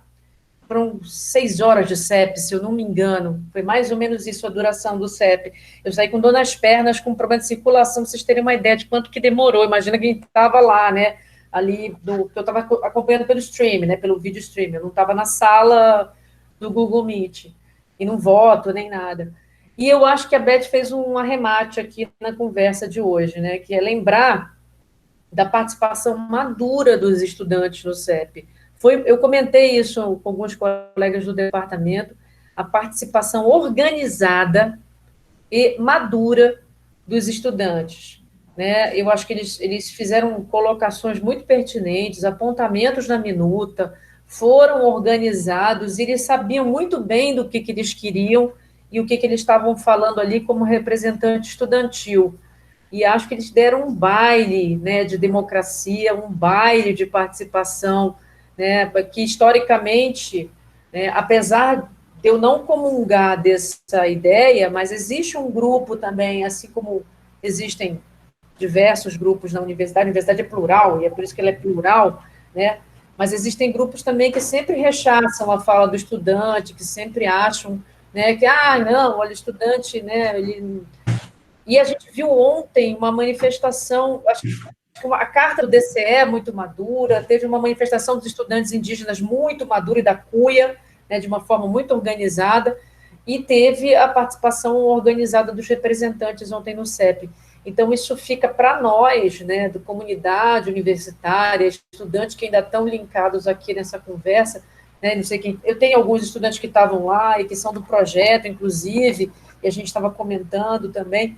Que bom, né, que bom que a gente chegou nesse nível de debate maduro, né, sobre os rumos da universidade. Então, a gente não sabe muita coisa do que vai acontecer, a gente não sabe quanto tempo vai durar, né, a gente não tem a menor ideia de quando vamos voltar à atividade presencial. Essa é talvez seja uma das questões mais perguntadas, né, porque acho que o remoto está dado, mas o tempo todo mas quando? Quando volta o presencial? E aí São Paulo vem anunciando coisa, e isso gera uma ansiedade também nas pessoas, e a gente tem que lidar com essas ansiedades também, né? E aí eu acho que tem outra coisa que a Beth falou que me deixou aqui na cabeça, com mais esse componente, além dos estudantes terem participado de formatura. Todos estamos com medo, né? Todos, não tem... Mas, por mais que aquele que diga, não, isso não existe, né? Porque tem um grupo dos negacionistas, não, isso não existe, isso não me atinge, isso não é comigo, é com o vizinho, mata velha, uma gripezinha, e o que seja. Mas, de modo geral, né, eu acho que estamos todos, as sociedades todas, né, o mundo inteiro está muito amedrontado com a situação que está posta para a gente, com todos os impactos atuais e futuros dessa pandemia, porque não é só hoje, né? A gente vai enfrentar por muito tempo tudo o que vem depois dessa pandemia, e que também vai ter rebatimento na universidade, né? Vai ser demanda crescente para o SEBEC, muito possivelmente, né? Então, a gente tem que valorizar o trabalho do SEBEC, divulgar o trabalho do SEBEC, reforçar a importância, né, do SEBEC para a universidade, né? E quem sabe se um dia a gente não consegue garantir, né, reforço na universidade, temos aí uma lei geral das universidades que ainda está sobre as nossas cabeças, né, e um monte de lei complementar aí que está atrapalhando a vida da gente e o crescimento da universidade.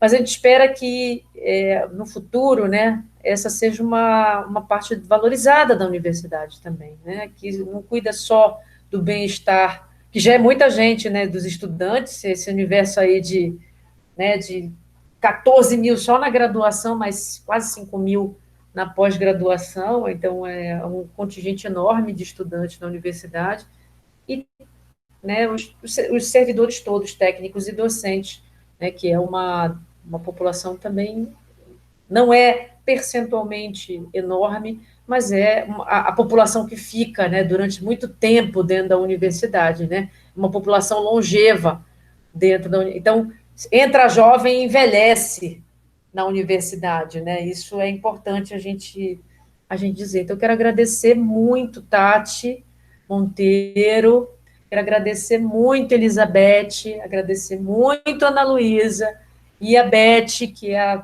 a líder da tropa, né, que a gente... tropa, mas ficou meio militaresco esse negócio, não gostei. A líder da equipe. Tem que ter cuidado com essas coisas quando a gente fala nos dias atuais. Isso foi ótimo, Marcelo. Temos que cuidar das palavras, porque as palavras, elas... É verdade. Elas têm força, né? Então, é a líder da equipe, desse coletivo, eu gosto muito da palavra coletivo, desse coletivo, né, do SEBEC. Então, que vocês... que a gente passe por essa pandemia.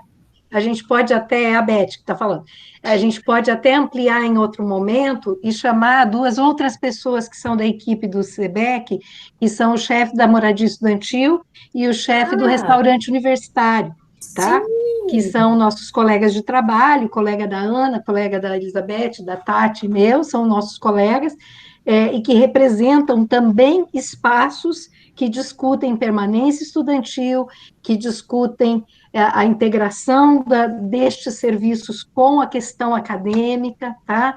Então, se tivermos algum outro espaço, era bem legal a gente incluí-los, tá? Porque eles têm tido uma atuação bastante importante, né?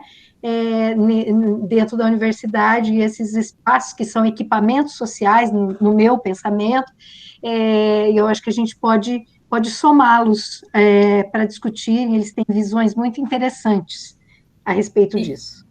Não, muito bem lembrado, Beth, tem tanta coisa dentro da universidade que a gente nem conhece, né? E tem pessoas que passam uma vida inteira dentro da UEL e não conhecem, né? Pela enormidade que é a universidade, né? Só agora mesmo eu estava vendo a dificuldade que é para a universidade, por exemplo, você ter 54 cursos, né, basicamente todos presenciais, né, você tem 2 à distância, o universo de estudantes, né, de cursos de modalidade presencial é enorme, mais de 11 mil, não, bem mais, né, estamos com quase 13 mil estudantes vinculados ao presencial mesmo, e um universo muito pequeno, né, que faz curso à distância, e de repente isso também tem um impacto, obviamente, né, você tem uma população enorme, né, que está lá acostumada com a atividade presencial, ingressa no curso com essa modalidade, e isso, né, é enfrentado por todo o contingente. Nós, inclusive, como você lembrou, né, não somos formados para esse tipo. Eu também vi ser docente de um curso presencial, não fui para um curso à distância, né, não fui tutora de curso à distância, e tem que me adaptar, assim como esse conjunto, né, de quase 1.500, 1.300 e poucos docentes, né, de efetivos e temporários da Universidade Estadual de Londrina. Então, é um esforço gigantesco, um esforço enorme da comunidade universitária, que é isso, é plural, tem ideias diferentes, né, a gente não pensa igual, a gente tem horas que a gente pensa diferente, inclusive né, da própria administração superior, e eu tenho um cargo de chefia, então eu sempre estou no meio borderline, né, estou sempre lá meio lá, meio cá, porque também tem um peso, né? A gente, quando é chefe, fala coisas e tem que ter cuidado, né? Porque a fala pode ser interpretada como chefe, não como docente, né? E às vezes você pensa como docente uma coisa e como chefe você tem que fazer outra, completamente diferente, porque o objetivo não é o meu coletivo, né, pontual, mas é todo um conjunto da universidade, do entorno da universidade. E aí acho que tem uma coisa para a gente dizer no final, que assim, essa universidade nunca teve parada. Essa universidade nunca parou um dia sequer, né, quando foi suspensa a atividade acadêmica na universidade. Nós estamos trabalhando e tem um volume enorme de docentes, estudantes, técnicos, né, mesmo em home office, que a UEL faz atividade de extensão acadêmica em todos os pontos e fora do município de Londrina.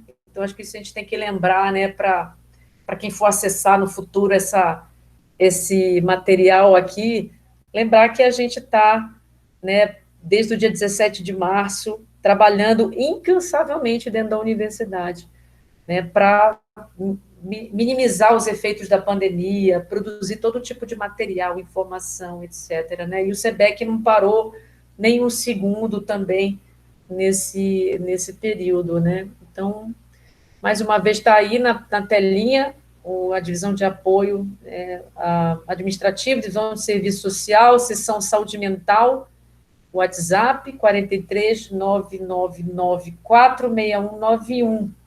É isso, né? E aí depois eu vou circular e agradecer a disposição para a gente estar numa quinta-feira à noite debatendo até essa hora, né, porque a gente gosta de falar. Acho que nós vamos ter que dar tchau, senão nós vamos ficar a noite inteira aqui. Bom, eu agradeço, Marcele, obrigada, né, em nome das meninas aí, obrigada pelo convite, é sempre muito legal a gente poder ter um espaço para poder conversar um pouco a respeito das possibilidades de acolhimento dos estudantes, enfim. E tá aí, né, ficam aí nossos contatos, nosso e-mail, telefone, né, para os estudantes que quiserem falar com a gente está à disposição. Quero agradecer quem ficou até agora, quem entrou, quem não é do projeto, quero agradecer, a gente teve um pico aqui que chegou a 20 algumas pessoas dentro da sala, mas aí depois, por causa do horário, as pessoas vão saindo, dizer que né, mais uma roda de conversa, se eu não me engano, essa é a 9ª roda de conversa do Projeto Safety, e a gente volta aqui depois com esse papo com o SEBEC ampliado, pensando no RU, pensando na moradia estudantil, e aí nós vamos, então, logo em breve, viu, Beth, Elizabeth, Tati e Aninha, né, vocês ajudam lá a orquestrar dentro do SEBEC esse encontro, compatibiliza uma data, vê aí uma data legal para vocês, e aí eu quero propor que a gente faça esse encontro numa transmissão ao vivo, para que a gente possa pegar o link, espalhar o link e deixar o máximo de pessoas participando com a gente, massificar bem essa participação ampliada do SEBEC, ok? Ok. Beleza. Obrigada. A todos. Muito obrigada, mesmo. Obrigadão. Tchau. Eu vou encerrar. Obrigada. Um beijo, gente. Bom descanso. Boa noite a todos. Até a próxima roda de conversa. Tchau. Obrigada, Marcele. Beijo grande. Tchau, tchau.